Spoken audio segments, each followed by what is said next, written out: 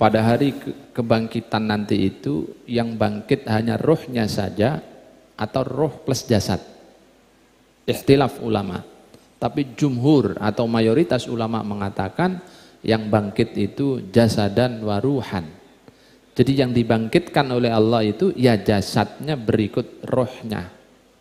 Dikembalikan bangkit kembali. Fi yaumil qiyamah. Sehingga apa? Sehingga nanti akan merasakan siksaan. Yang disiksa apa? Apakah rohnya saja atau badannya juga? Ya roh dan badan, karena nanti akan dikembalikan lagi. Ini menurut jumhurul ulama. Walaupun sebagian ulama kecil mengatakan yang bangkit hanya rohnya saja.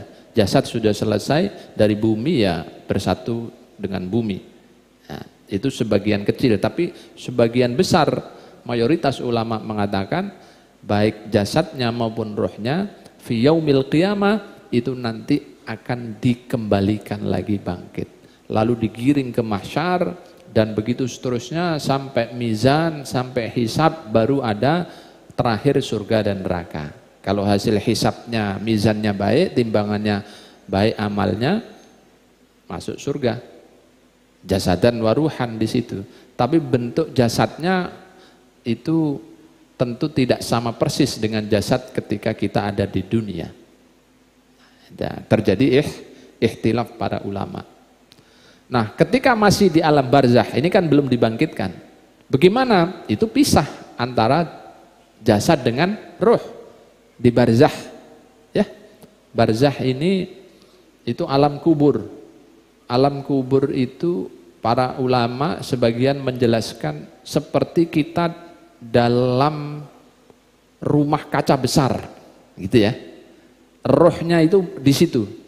Ini hanya untuk takribul fahmi ya, mendekatkan pemahaman ya. Karena itu alamnya beda, dimensinya beda, hanya biar kita bisa mencerna sedikit. Seperti rumah kaca, kita masuk di situ roh kita. Sehingga apa? Kita bisa melihat kehidupan dunia dan kehidupan akhirat. Maka kalau kita melihat ke arah dunia, ternyata anak turun kita, na'udzubillah, berbuat maksiat dan dosa, kita bersedih di alam barzakh. Ketika kita menoleh ke sebelah, ngelihat calon tempat kita nanti, saat dibangkitkan, oh ternyata nanti saya di neraka, sedih dia sudah di situ. Inilah yang sebagian ulama mengatakan, di antara bentuk siksanya ahli kubur itu seperti itu.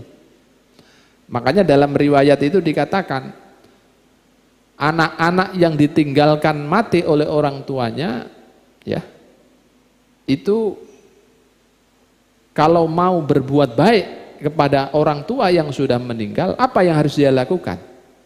Yang pertama kan harus kirim doa, lalu banyak bersedekah, diniatkan pahalanya untuk orang tua yang sudah meninggal.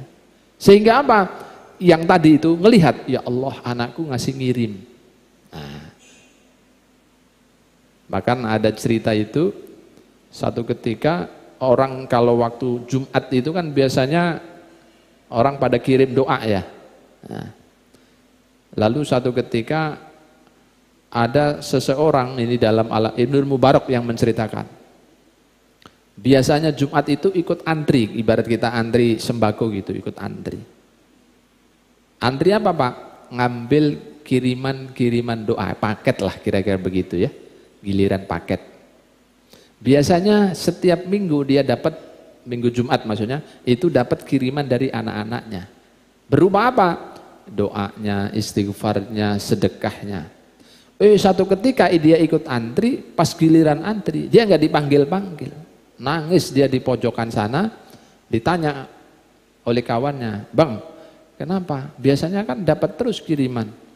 Nggak tahu ini anak saya nggak ngirim-ngirim. Rupanya anaknya dulunya rajin ngirim waktu masih punya lapak di pasar biasa Pak. Karena berhasil, lapak yang di pasar sudah ditinggalkan, dia punya ruko besar. Nah setelah punya ruko besar, itu sudah lupa dengan doa. Nggak kirim lagi ke orang tuanya. Makanya orang tuanya di pojok nunggu kiriman nangis. Nah, itu diantara cerita ya. yang sering disampaikan oleh para ulama, para sufi, salah satunya tadi itu cerita dari Ibnul Mubarak. Jadi betapa di alam barzah pun roh kita itu bisa merasakan, karena di situ adalah bukan darut taklif, tetapi di situ adalah sudah mulai darul jaza, ya, pembalasan walaupun belum seutuhnya, nanti di akhirat baru semuanya. Jadi seperti muqaddimah, melihat ke sana anaknya baik dia senang, ngirim doa, ngirim pahala sedekah, merasa tenang, nyaman. Makanya diibaratkan alam kuburnya seperti raudhah min raudhatil jannah, min riyadil jannah, seperti taman-taman surga. Padahal dia ada dalam yang lahat yang besarannya sedemikian rupa. Kenapa? Karena beda dimensi. Yang 1x2 itu kan jasadnya, tapi arwahnya ada di dimensi lain, dan itu seperti kaca transparan. Satu sisi ngelihat keluarganya di dunia, kalau baik dia ikut senang. Satu sisi dia ngelihat calon rumahnya di akhirat, apakah surga atau neraka. Kalau surga dia senang, tapi kalau neraka dia sudah bersedih ketika sejak berada di dalam alam barzah. Tapi kalau nanti ketika sudah dibangunkan, dibangkitkan, itu tadi yang jasad di kuburan, ya, menurut para ulama juga akan dibangkitkan kembali bersama dengan ruhnya, menyatu, digeser ke mahsyar, dari mahsyar terus mengikuti prosesi hari akhir, ya, ada 7 atau 8 tahap termasuk mizan, hisab dan seterusnya sampai surga dan neraka. Jadi jasadan waruhan, tapi jangan ditanya jasadnya seperti apa, wallahu a'lam bentuknya seperti apa. Tetapi dalam beberapa hadis disebutkan nanti bangkitnya sesuai dengan amal kita. Kalau amal kita itu misalnya seperti kelakuannya himar, maka fisik kita itu berbentuk seperti himar. Ya. Kalau selama di dunia ini amal kita ini baik, maka bangkitnya ya seperti layaknya manusia yang baik. Dalam hadis itu digambarkan ada orang yang naik, jalannya naik kendaraan, ada yang jalan kaki, ada yang merangkak, ada yang ngesot, bahkan ada yang cara jalannya itu dibalik. Bukan kakinya yang di bawah, tapi kepala dan tangannya yang di bawah. Kata Sayyidatuna Aisyah, loh kok bisa begitu? Ya kan? Padahal dulu di dunia ini pakai kaki. Kenapa di akhirat ketika bangkit kubur kok ada yang seperti itu kondisinya? Nah, maka dijawab oleh Nabi, ya mereka dibangkitkan sesuai dengan amal perbuatannya. Lalu ditanya lagi, Nabi pakai pakaian enggak? Enggak ada yang pakaian, semuanya telanjang. Kata Aisyah, tanya lagi, Bunda Aisyah kan kritis ya, seru dong, bisa ngelihat sono kemari. Kata Nabi, jangankan ngelihat, ngurus amalnya aja nggak bisa. Ya emang di Indonesia, di dunia bisa ngelihat, di akhirat nggak pakai pakaian telanjang, tapi tidak sempat untuk melihat seperti itu. Karena apa? Yang dipikir adalah dirinya sendiri ini selamat apa enggak. Itu banyak ya cerita-cerita tentang hari kebangkitan nanti. Jadi seperti itu Pak. Jadi yang dibangkitkan tidak hanya ruhnya, tapi ruhan wa jasadan, roh jasad dibangkitkan kembali. Ya, nanti digiring ke mahsyar seterusnya sampai yaumul jaza itu, ya, mizan, timbangan amal dan selesai, sirat, nyebrang, neraka apa? Surga. Jadi ada sekitar 8 tahap. Jadi masih panjang dalam cerita hadis itu. Nah, jadi bukan rohnya saja. Seandainya pun kita mengikuti pendapat roh saja yang dibangkitkan, ya bagi Allah sangat kuasa untuk menyiksa roh yang roh jahat, ya. Bisa. Kok bisa Pak? Roh kan nggak bisa tersentuh. Ya kayak kita lah. Ini tangan dengan tangan, ini kan sama-sama kulit, ya kan? Kalau ditapokin ke sini sakit nggak kira-kira? Sakit kan? Pok, sakit. Kan kulit Pak, sama-sama kulit. Pak nanti kan tidak ada kulit Pak, roh. Allah bisa kuasa untuk menyiksa roh juga bisa. Bagaimana caranya? Ya wallahu a'lam. Yang penting kita yakini bahwa kalaupun seandainya kita mengikuti pendapat yang bangkit rohnya saja, masa bisa disiksa? Ya bisa bagi Allah. Cukup mudah bagi Allah untuk menyiksa hamba-hambanya yang durhaka seperti itu. Ya. Tetapi kita mengikuti pendapat mayoritas yang dibangkitkan itu roh, jasad. Ikut dibangkitkan kembali sampai selesai prosesi yaumul hisab, yaumul jaza. Nah, surga, neraka. Ya mudah-mudahan kita termasuk kelompok yang mendapatkan surganya Allah Subhanahu wa ta'ala. Soal mampir apa enggak mampir, wallahu a'lam. Ya kita mintanya sih enggak usah mampir ke neraka Pak. Karena apa? Neraka itu masanya kan panjang walaupun hanya sehari misalnya. Wah, seharinya di neraka kan dalam Al-Quran itu disebutkan kurang lebih khamsina alfasanah. Salah satu ayat mengatakan 50.000 tahun seperti di dunia. 50.000 tahun memang kita pernah hidup 50.000 tahun di dunia. Paling banter berapa? 100 tahun aja udah sepuh sekali kan Pak ya. Paling banter berapa? 70, 80 kan orang rata-rata di Indonesia ini. Ya ada 1, 2 yang sampai 90, 100. Itu sudah sepuh sekali payah. Ya kan? Al-Quran menggambarkan satu hari di akhirat 50.000 tahun. Mau kita ke neraka walaupun sehari? Gosong-gosong dah itu. Nah, naudzubillah, tsumma naudzubillah. Tapi dalam konsep ahlu sunnah, kalau kita punya pengakuan tauhid la ilaha illallah sebiji dzarrah, pokoknya kita pernah mengucapkan la ilaha illallah, insya Allah kita akan mendapat pertolongan. Ya walaupun mampir sejenak, tapi sejenaknya itu lama, itu masalahnya.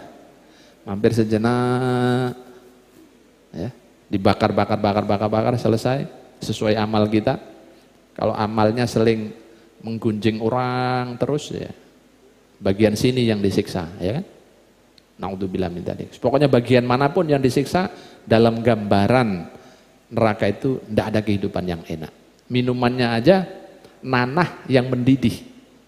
Nanah yang enggak mendidih disebut dalam Al-Quran kan. Nanah enggak mendidih aja kita enggak mau kan. Apalagi mendidih. Itu minuman paling seger di neraka. Disebut oleh Al-Quran. Na'udzubillah, thumma na'udzubillah. Enggak diminum, pengen minum, diminum melepuh, digambarkan dalam Al-Quran. Nanah mendidih. Karena saking panasnya kita minum, melepuh semua usus. Habis melepuh dibalikin lagi, minum lagi. Nah, itu kan gambarannya ada di dalam hadis. Karena digambarkan dalam hadis, dalam Al-Quran, minuman ini ya kita yakini itu akan terjadi. Jadi sekali lagi menurut mayoritas ulama bangkit jasad roh. Oke, lalu mengikuti proses yang panjang, mulai dari bangkit, digiring ke mahsyar, nanti kemudian pelan-pelan ada proses hisab, perhitungan amal, pertimbangan amal, mizan itu, ya. Tapi jangan dibayangkan pertimbangan itu seperti timbangan kita di pasar, 1 kilo, oh, enggak. Itu kan keterangan untuk memudahkan saja, ya. Gambarkan ada timbangan. Ini yang baik, ini yang buruk. Baiknya lebih berat, oh masuk neraka, surga. Beratnya, buruknya lebih berat, oh neraka. Itu untuk keterangan memudahkan saja. Tapi hakikatnya wallahu a'lam, tidak ada yang tahu. Itu gaib semua. Termasuk gambaran surga tadi yang Bapak sampaikan. Apakah surga seperti itu? Wallahu a'lam. Karena di dalam hadis dikatakan mala ainun ra'at wala udhunun sami'at wala khatara bibali ahad. Surga itu hakikatnya itu tidak pernah terbersit oleh pikiran, tidak pernah terlihat oleh mata. tak pernah didengar oleh telinga. Jangankan didengar, dilihat, dibersitkan dalam pikiran aja tidak ada, saking gaibnya. Tuh, tapi dalam Al-Quran kenapa digambarkan tajri min tahtihal anhar, di dalamnya ada sungai-sungai yang mengalir. Kenapa ada gambaran begitu? Itu untuk takribul fahmi, mendekatkan pemahaman saja. Karena dalam benaknya manusia, orang yang dalam keadaan nikmat itu apa? Ketika duduk di atas singgasana, kiri kanan ada bidadari, ya kan? Ada makanan banyak, ya enggak? Anggur, macam-macam, ya kan? Terus di situ ada istana kacanya, mengalir airnya. Itu kan bayangan kita tentang kenikmatan, ya enggak? Iya enggak? Kebayangan. Makanya di rumah kita membayangkan kenikmatan kan begitu. Bikin taman di belakang rumah itu kan. Nah, terus ada bayangan manusia secara umum kenikmatannya seperti itu. Karena itu Allah ingin menggambarkan surga kira-kira seperti yang kita bayangkan. Tapi apakah seperti itu? Jauh lebih nikmat. Jauh lebih nikmat. Bagaimana? Wallahu a'lam. Tidak tahu kita. Tetapi itu adalah bayangan sementara. Nah, jadi gitu cara Al-Quran. Hakikatnya wallahu alam, yang jelas kata Nabi, surga itu kenikmatan puncak yang akan didapatkan oleh kaum mukminin.